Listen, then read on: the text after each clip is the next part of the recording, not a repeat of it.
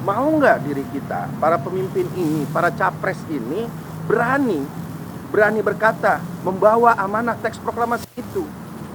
Akan kita ambil kembali semua yang hak-hak pribumi, hak-hak bangsa Indonesia, di mana yang dulu pernah dikuasai oleh penjajah, maka bukan berarti ini ditukar. Seolah-olah ini bangsa Indonesia hanya di take over saja. Penjajahnya sama. Bahkan kata Soekarno mengatakan boleh di dalam buku bendera, di bawah bendera revolusi, boleh kau ambil perdaganganku, boleh kau rebut perekonomianku, namun jangan kau rebut pula kekuasaanku. Apabila kau rebut pula kekuasaanku, maka untuk apa kami merdeka?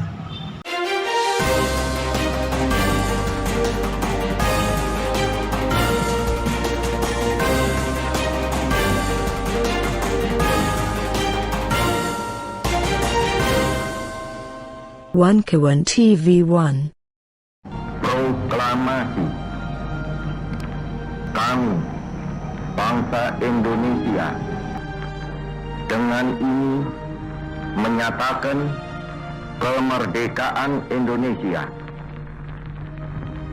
Hal-hal yang mengenai pemindahan kekuasaan dan lain-lain diselenggarakan dengan cara saksama dan dalam tempo yang sesingkat-singkatnya.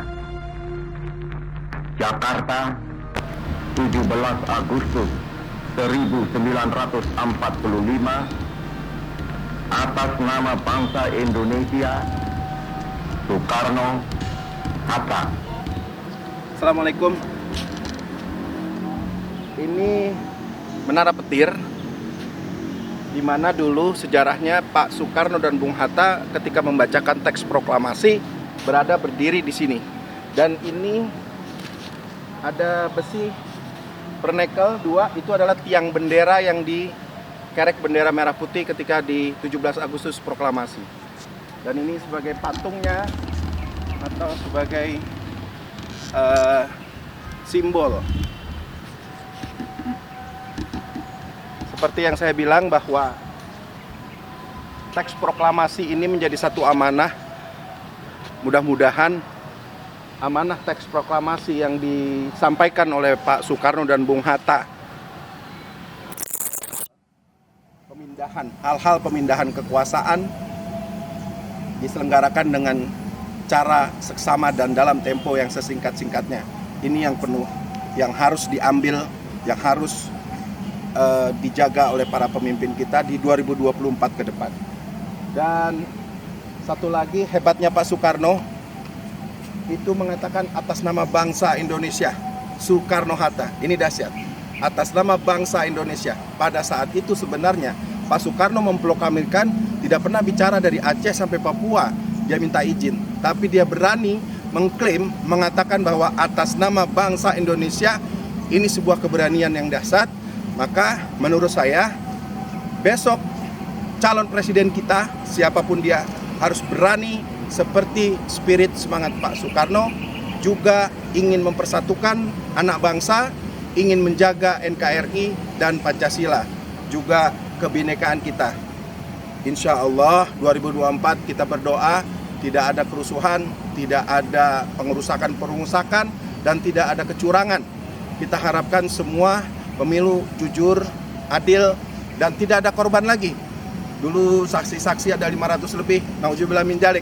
Mudah-mudahan ke depan semua dijaga hatinya untuk dijauhi dari kecurangan-kecurangan. Allah yang jaga, mudah-mudahan tidak terjadi apa-apa. 2024 pemilu harus jujur, adil, dan jauhi kecurangan. Jadi sembari Bang Eki nelpon, beliau ini sebenarnya memiliki aktivitas yang sangat banyak. Dan untuk di tahun 2024 ini, Bang Eki alhamdulillah dia dengan beraja mendukung calon presiden kita Bapak Anies Rashid Baswedan, dan dia akan mengajak semua pengurus Beraja untuk mendukung Anies menjadi Presiden 2024. Jadi hari ini kami berlokasi di Taman Proklamasi, ya. Saya langsung wawancarai dan dia sudah sibuk banget. Ini samping dia ini usahanya banyak banget. Jadi susah menghubungi ini. Saya menghubungi dia setahun kemarin, baru sekarang dapat wawancara. Itu pun dibohongi juga oleh ayah ini. Baik. Bicara masalah bentuk katanya tadi mau cerita tentang proklamasi. Apa yang ada sempat tersirat? Saya mau cerita nih tentang proklamasi ini. Ya, sebenarnya Assalamualaikum. One TV One. Ya, sahabat One Kawan TV. Sahabat One Kawan TV One dan racikan berita. Yang dermawan, yang jutawan. Terima kasih. Amin ya rabbal alamin. Amin. Ini lokasi sejarah. Lokasi di mana Soekarno dan Bung Hatta memberanikan diri, tokoh-tokoh founding fathers memerdekakan atau memproklamirkan kemerdekaan Republik Indonesia. Saya cuma ambil rumit teks proklamasi. Ya. Jadi nggak tahu kenapa kita tiba-tiba ada di sini. Sebenarnya nggak ada juga niat kita pengen mengangkat ini. Cuman saya mikir pas kebetulan ngelihat patung ini dan ada teks di situ, bahwa sebenarnya sadar tidak sadar hari ini dari 1945 sampai sekarang itu di 70 tahun lebih lah ya. 77, 74 ya? 74 ya? 77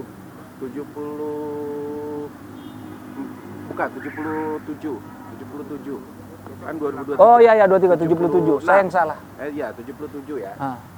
Kemerdekaan. Tahun ini 78. 78 tahun kemerdekaan. Pernah nggak sih para pemimpin kita hari ini, sejak dari Soekarno sampai sekarang Jokowi, berpikir bahwa amanah teks proklamasi ini udah mampu belum dijalankan? Oke, mantap ini. Bahwa ada, kita tahu 4 pilar itu, Bhinneka Tunggal Ika, Pancasila, NKRI. Ada teks proklamasi sebenarnya yang menjadi fundamental perjuangan dalam pembangunan. Di mana tuh Bang Eki? Di sini kita baca, kita perhatikan bahwa proklamasi kami bangsa Indonesia dengan ini menyatakan kemerdekaan dengan hal-hal mengenai pemindahan kekuasaan diselenggarakan dengan cara yang seksama dan dalam tempo yang sesingkat-singkatnya. Ini yang saya perlu garis bawahi, di mana Pak Soekarno dan Bung Hatta berani menuangkan ke teks proklamasi hal-hal mengenai pemindahan kekuasaan. Artinya ada kekhawatiran dan ada keberanian Pak Soekarno bersama para founding fathers untuk mengambil kembali yang pernah dikuasai oleh Belanda, yang pernah diambil dan dikuasai oleh Jepang barangkali, ini harus diambil dengan cara seksama dan dalam tempo yang sesingkat-singkatnya. Artinya apapun itu yang hak milik pribumi, hak milik bangsa Indonesia, maka harus diambil kembali dengan cara tempo yang sesingkat-singkatnya. Itu pesan dari amanah teks proklamasi. Pertanyaan besar kita, apakah yang dimaksud Pak Soekarno dan Bung Hatta dalam teks proklamasi ini sudah diambil semua oleh para pemimpin kita hari ini? Mantap, betul. Artinya bagaimana tambang kita, hasil bumi kita dikuasai orang lain. Apalagi ada khawatirkan oligarki dan seterusnya. Mau nggak diri kita, para pemimpin ini, para capres ini berani berkata, membawa amanah teks proklamasi itu. Akan kita ambil kembali semua yang hak-hak pribumi, hak-hak bangsa Indonesia, di mana yang dulu pernah dikuasai oleh penjajah, maka bukan berarti ini ditukar seolah-olah ini bangsa Indonesia hanya di take over saja, penjajahnya sama. Kita tidak merdeka yang sesungguhnya. Bahkan kata Soekarno mengatakan boleh di dalam buku bendera, di bawah bendera revolusi, boleh kau ambil perdaganganku, boleh kau rebut perekonomianku, namun jangan kau rebut pula kekuasaanku. Mantap. Apabila kau rebut pula kekuasaanku, maka untuk apa kami merdeka? Itu pernyataan Pak Soekarno. Artinya buat apa kita merdeka kalau akhirnya semuanya lu ambil? Ya, Kan bahasanya itu ya, ekstrimnya. betul. Jadi hari ini kita seperti merdeka, tapi tidak sesungguhnya merdeka yang sebenarnya. Dan belum memiliki semuanya. Wah, itu sudah pasti, absolut kita. Semua, bahkan rakyat jelata tahu bahwa kita ini cuma seperti hak huni. Hak huni. Jadi tidak boleh ngapa-ngapain, dan di depan mata kita hasil tambang, hasil bumi itu dibawa ke luar negeri. Hasilnya apa semua, kita hanya cuma kompromi bagi-bagi komisi dan seterusnya. Padahal kalau kita berani berdiri di kaki kita sendiri, kita tidak bergantung kepada negara orang, kalaupun memang harus bernegosiasi atau berkolaborasi, sah-sah saja, tapi kita yang ngatur, bukan mereka yang mengatur. Betul. Nah, ini udah puluhan tahun, bahkan mungkin ratusan. Makanya saya bilang kepada siapapun, kadang-kadang saya bilang kalau dalam satu diskusi, 350 tahun Indonesia dijajah oleh Belanda, itu yang dijajah adalah para sultan, bukan rakyat. Kenapa? Sultan Nusantara dulu, kerajaan-kerajaan dia punya lokalisasi wilayah-wilayah kecil yang akhirnya dijajah, diambil, direbut oleh Belanda, kekuasaan lokalisasi mereka. Dan lokalisasi ini memiliki sumber daya yang bagus. Sumber daya, dan sekarang mereka keturunannya hanya jadi penonton. Ya. Melihat ini dulu dikelola oleh ayahnya, oleh leluhurnya. Ini tanah jelas, tanah ulayat, tanahnya dia. Nah, ketika mereka toleransi, bijak memberikan republik ini, tanah ini kepada Pak Karno untuk menjadi republik, tidak menjadi kesultanan dan kerajaan. Tapi yang kita sayangkan, kepercayaan para kesultanan itu hari ini malah hilang. Tidak ada terasa sama sekali. Hasil bumi dan barternya tidak ada. Bahkan terkunci di dalam undang-undang pasal 33 kalau nggak salah. Bumi, air, dan isinya. Tanah beserta isinya dikuasai sepenuhnya oleh negara. Maka akhirnya terkunci dengan itu. Jadi diambil alih oleh negara. Nah, sedihnya kita, negara ini seringkali bernegosiasinya dengan orang luar. Mungkin targetnya ada investor, tapi akhirnya lagi-lagi kita sering dikuasai oleh mereka. Inilah yang kita khawatirkan ke depan. Menurut saya, menurut saya harus ada capres yang berani membawa amanah proklamasi. Minimal tidak 100% diambil semua, diambil kembali oleh kita sesuai amanah dengan cara seksama dan dalam tempo yang sesingkat-singkatnya. Padahal pada saat itu Soekarno paham persis, tapi dia sadar bahwa kemampuannya tidak tahun ini, tapi pelan-pelan diambil oleh Soekarno. Belum lagi ribut tentang soal Islamisasi, Islamisme, komunisme, tentang nasionalisme. Soekarno sibuk dengan urusan itu. Belum lagi PKI. Iya, itu kan negara kita ini kan sebenarnya tidak jauh dari 3 ruang itu. Ruang komunisme, ruang nasionalisme, dan ruang islamisme. Nggak ada. Sampai hari ini kita ngeributin soal itu aja tinggal. Nggak jauh-jauh itu. Religi ya. Iya, religi islamisme itu ya artinya religi. Dan mayoritas penduduk kita adalah Islam. Nah, di sini yang saya maksud, kenapa saya berani bicara bahwa ayo dong, kita para pilpres jangan menjadi calon yang hanya mampu bisa berkelakar di media sosial, dengan bercitra-citra yang terbaik dan seterusnya. Tunjukkan kepada bangsa, tunjukkan kepada rakyat hari ini program dan juga gagasan. Bahkan ambil dong nilai-nilai luhur para founding fathers ini.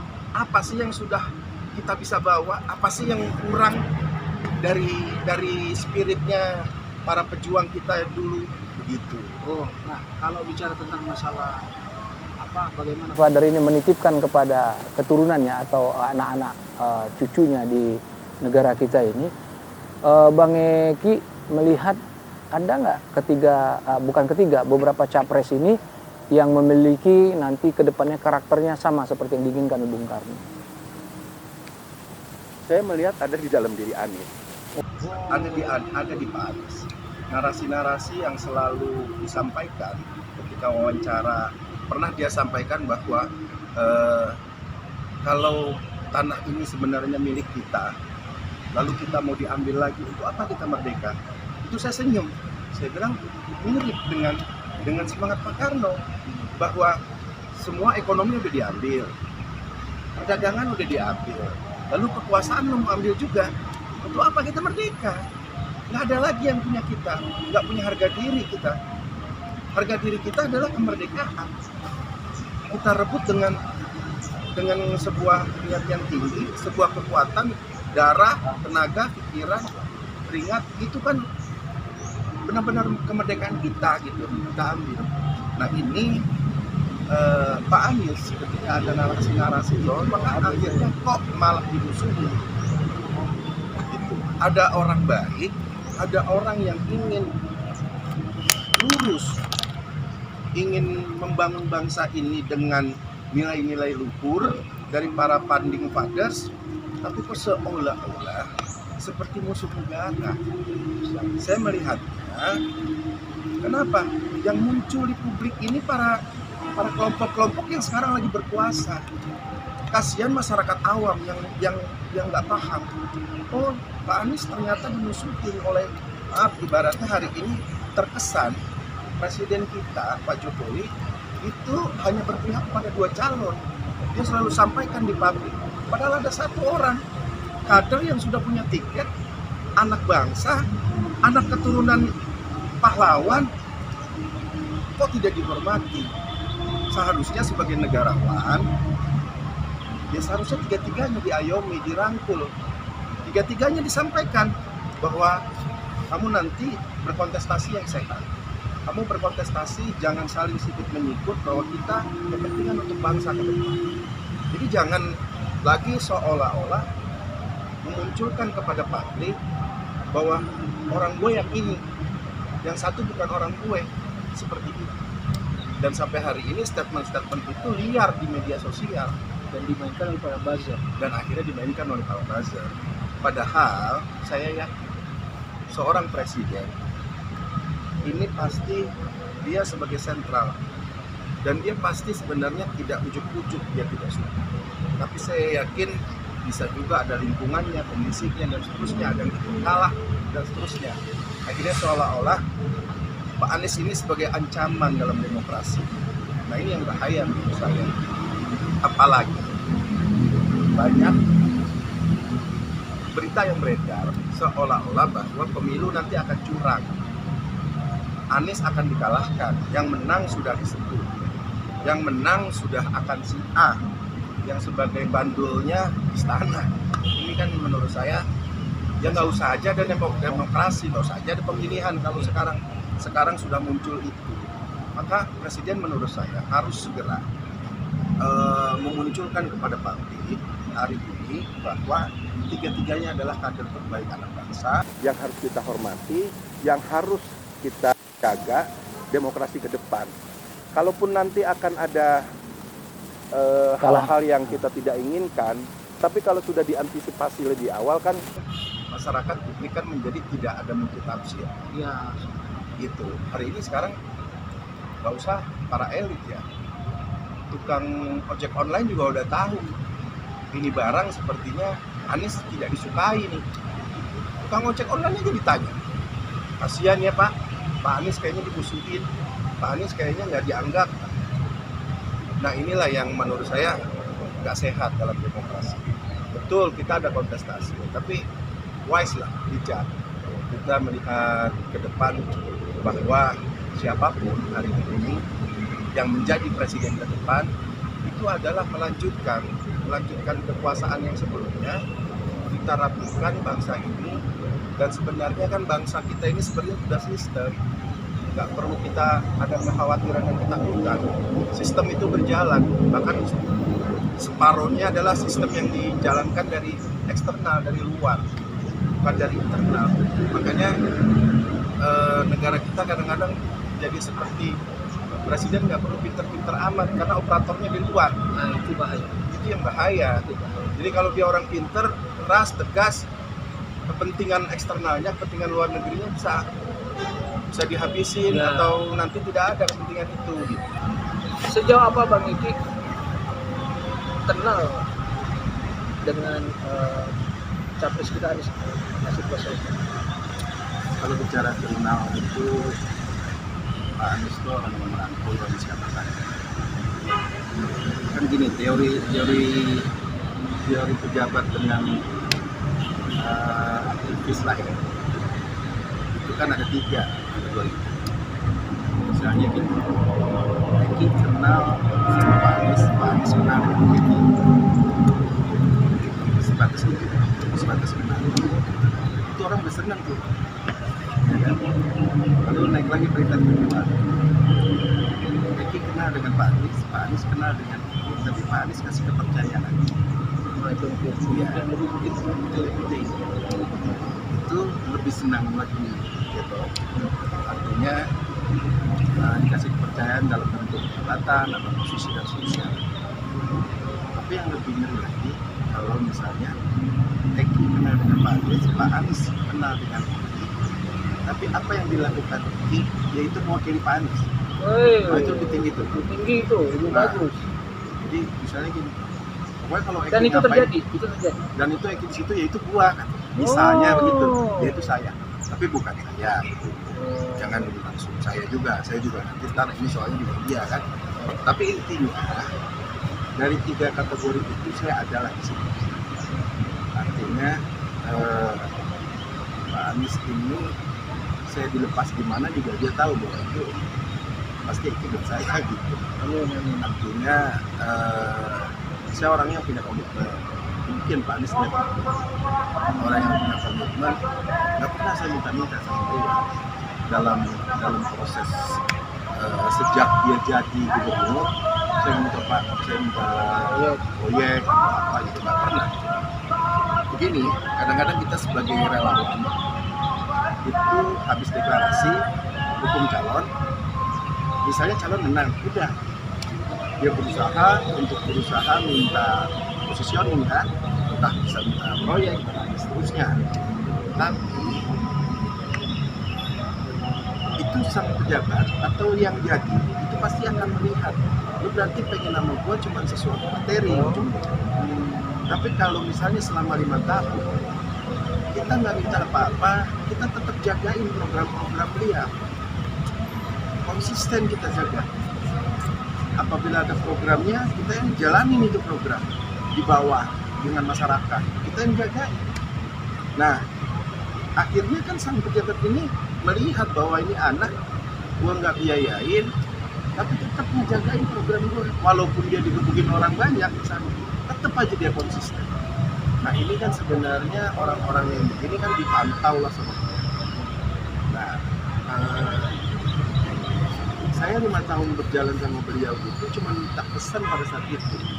Jadi waktu lagi peristiwa Kampung Pulau, penggusuran di mana-mana ketika zaman Ahok, maka ketika zaman Ahok pada saat itu, Ahok Jarot itu kampanyenya apabila dia jadi gubernur lagi, itu di 2017 maka akan ada penggusuran tahap 2, ada 32 titik di Jakarta yang akan digusur.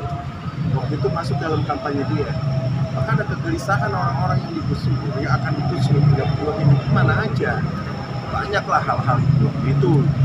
Jadi ada jaringan masyarakat di sekitar dengan saya sebagai simbol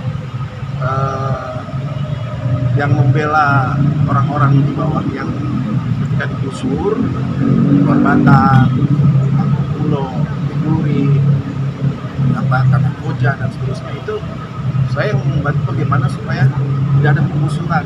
Boleh ada penggusuran, tapi harus ada relokasi. Tapi ini kan kemarin pemerintahan itu kagak, jadi tidak ada relokasi, main ajar aja udah, tidak dimanusiakan. Maka akhirnya kita kontrak politik dengan Pak Anies Sandi pada saat itu di 2017. Kita mau dukung Bapak di putaran kedua itu saya juga. Tapi ini jaringan masyarakat di kota yang pada akan mau digusur. Kalau yang satu lagi menang, maka kalau Bapak yang menang tolong jangan ada lagi penggusuran. Kalaupun ada penggusuran karena program pemerintah, maka dipikirkan dulu relokasinya, dimanusiakanlah orang-orang yang ada di akan digusur tersebut. Akhirnya Bapak Anies ada tanda tangan kontrak politik, itu masih ada saya pegang, dan ada bukti otentik tanda tangan beliau sama Pak Sandi. Oke, pokoknya kalau dia akan menang, dia akan tidak menggusur, artinya tidak ada pihak-pihak yang akan dirugikan. Maka akhirnya terbukti pas ketika di Istana Presiden beliau dilantik, saya berjabat tangan sama beliau cuma satu. Pak Gup, ingat ya, kontrak politik kita jangan ada penggusuran. Oh siap. Akhirnya terbukti selama 5 tahun tidak ada tuh proyek-proyek penggusuran yang signifikan lah, yang kontroversi, yang akhirnya malah dibangun oleh Pak Anies. Luar Batang dibangun kembali yang bagus, kampung akuarium itu kan, lalu bekas kebakaran juga dibangun kembali, lalu kampung Melayu yang kampung pulau harus ada tahap 2 yang namanya sodetan dijagain dengan program naturalisasi yang pada saat itu program Anies dianggap kontroversi dengan pemerintah pusat, padahal sebenarnya dia tidak ingin menggusur, tidak ingin tidak memanusiakan orang yang sudah puluhan tahun tinggal di situ. Karena kan kalau di Rusum itu orang konsep hidup udah berubah, yang tadinya puluhan tahun dia bebas dagang apa semua, sekarang dia harus lewat lift, harus tangga, kamarnya kecil dan seterusnya. Jadi saya lihat Pak Anies punya komitmen terhadap rakyatan, dan orang ini memang saya ngelihatnya bisa 100 tahun kemudian ya baru muncul lagi. Iya, karena saya lihat kok kayaknya lengkap. Salah satu yang dibenci oleh netizen hari ini, narasi-narasi dia seolah-olah puitis, seolah-olah sedang bersajak. Padahal memang dia menyampaikannya, Allah kasih kelebihannya begitu. Selain dia mampu mengeksekusi, punya program yang bagus, dia menyampaikan memang puitis, penuh narasi-narasi yang cerdas. Cuman ada orang yang nggak demen, akhirnya itu dijadikan banyak ngomong ini itu, padahal banyak prestasinya yang tadi dibilang. Prestasinya apa? Ya banyak lihat di Jakarta. Semuanya berjalan sesuai dengan apa yang dia kampanyekan awal. Hanya memang Pak Anies kan bukan tipikal orang yang marah-marah. Artinya kalau ya lu nggak suka sama gua melin atau apa, dia lihat temen ini gua laporin. Iya, apa? Lu nggak suka sama gua, lu udah pernah bikin muka gua kayak badut, wajahnya apa semua kan gitu. Pernah dibikin begitu Pak Anies. Baju gubernur, dia mukanya kayak joker, ya kayak babi apa semua. Pak Anies nggak pernah marah. Jadi buat dia, saya ngelihatnya ya, maaf lah. Dia selalu mengidolakan Rasulullah. Jadi apa yang dia ini kan selain dia pembaca, dia juga religiusnya. Dia apa-apa tuh istighfar. Dan yang disampaikan selalu bagaimana kalau Rasulullah ketika memimpin, ketika dia berjuang, itu menjadi patronnya kalau saya lihat. Itu, dan saya melihat karena punya nilai religius yang tinggi, maka buat saya salah besar saya kalau tidak membantu orang yang ini niatnya baik untuk bangsa, dan bukan orang yang menurut saya tong kosong gitu. Artinya bukan juga karena besar karena di media sosial, bukan karena sesuatu yang dibuat-buat gitu, diciptakan. Tapi Anies besar memang karena karya-karyanya besar dan berani. Itu yang akhirnya kalau buat musuh pasti menjadi ancaman. Pasti. Saya bilang jangan khawatir Pak. Bahasanya orang baik akan dipilih orang baik. Orang jahat akan menangkap orang jahat. Jadi itu sudah Allah. Tinggal tergantung dari kita. Kita punya nilai yang azamnya tinggi nggak untuk melakukan sebuah perubahan.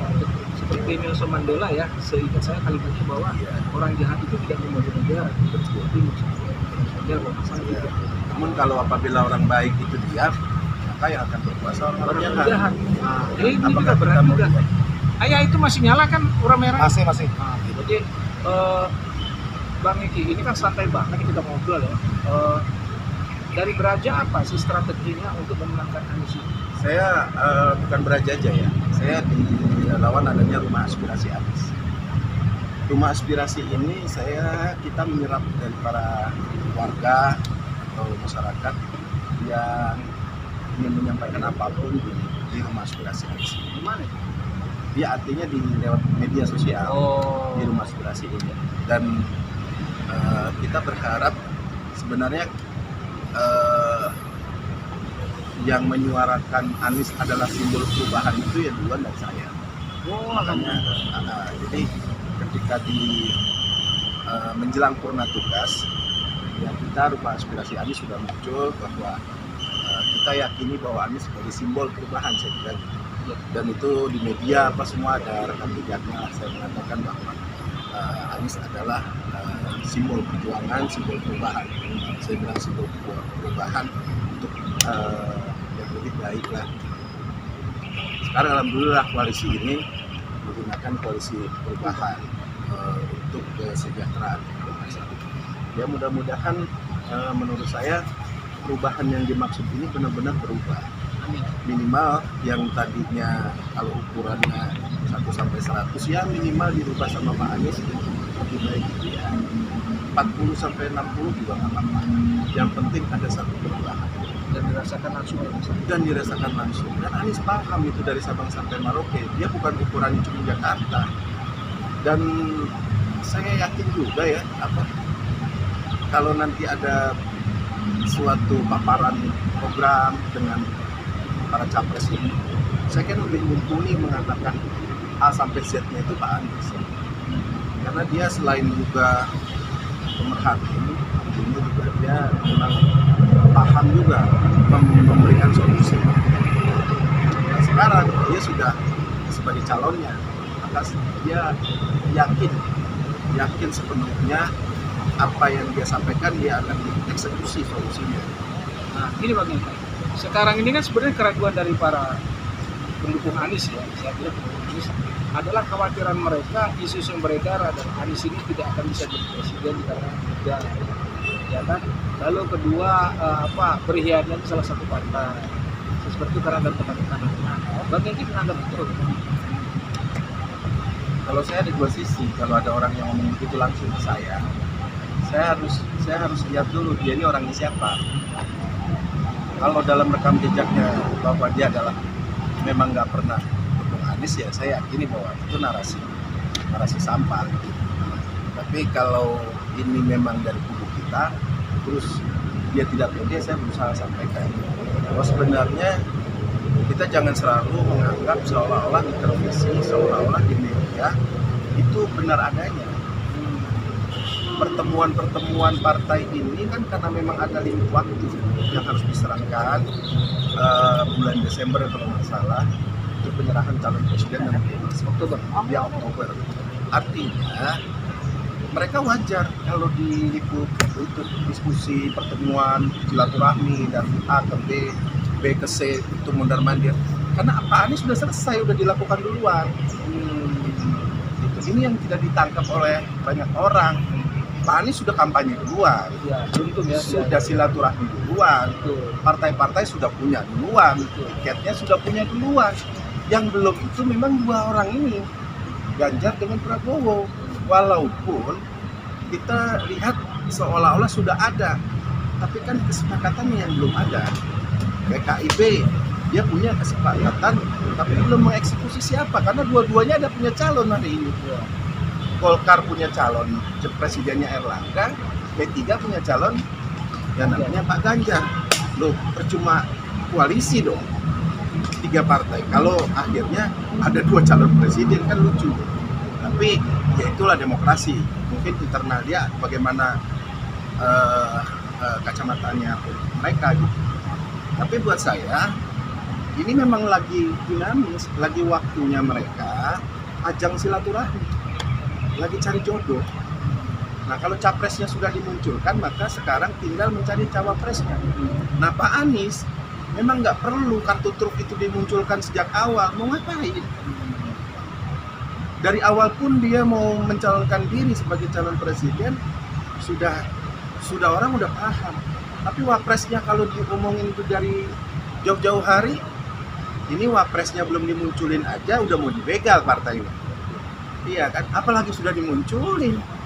Artinya ada strategi bermain catur, Pak. Ada waktunya ster dimajuin, ada waktunya pion dimajuin, ada waktunya benteng dimundurin, kuda dimajuin. Jadi ini memang lagi strategi. Kita prasangka baik bahwa saya yakin minimal 3 pasangan, maksimal 4 pasangan. Kenapa kok bisa 4 pasangan? Bisa tidak mungkin, bisa tidak mungkin. Dan itu bisa terjadi. Bisa terjadi. Ya, belum tentu Golkar juga. itu, Iya. Golkar itu cuma 2 partai bisa. Golkar dengan Demokrat bisa. Golkar dengan Gerindra bisa. Golkar dengan P3 bisa. Jadi Golkarnya cukup signifikan. Yang bisa sendiri itu hanya PDIP. Tapi PDIP kan nggak mau kan, dia manggil orang. Nah buat saya sebenarnya maksimal kalau ini mau main seru-seruan ya, itu bisa 4 pasangan. Misalnya Erlangga tetap mau jadi capres, misalnya dia tinggal cari siapa yang mau jadi wapres. Saya kan begitu, karena dia bisa sendiri, bisa berdua.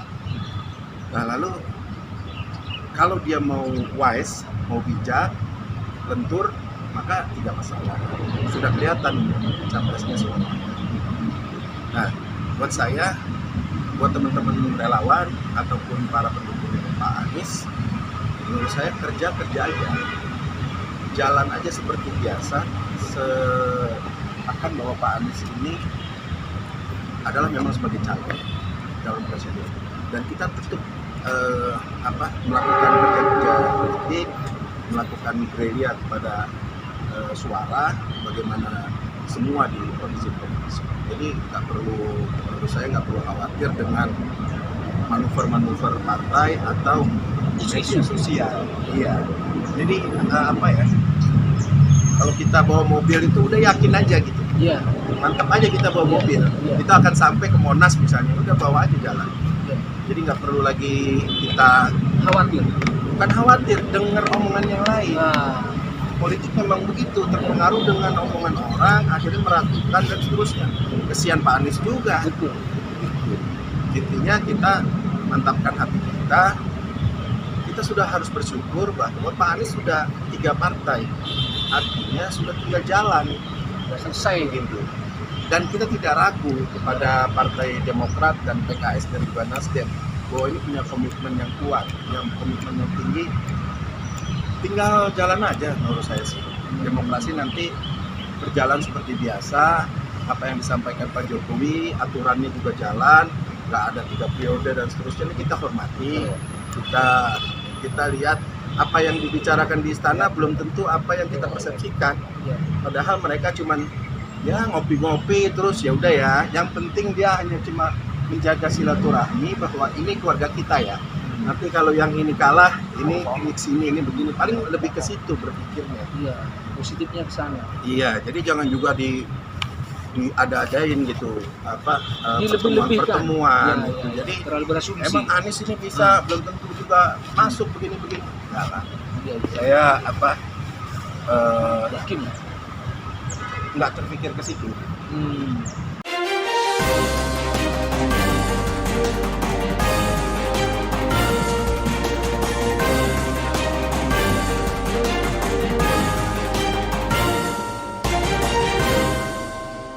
One Kawan TV 1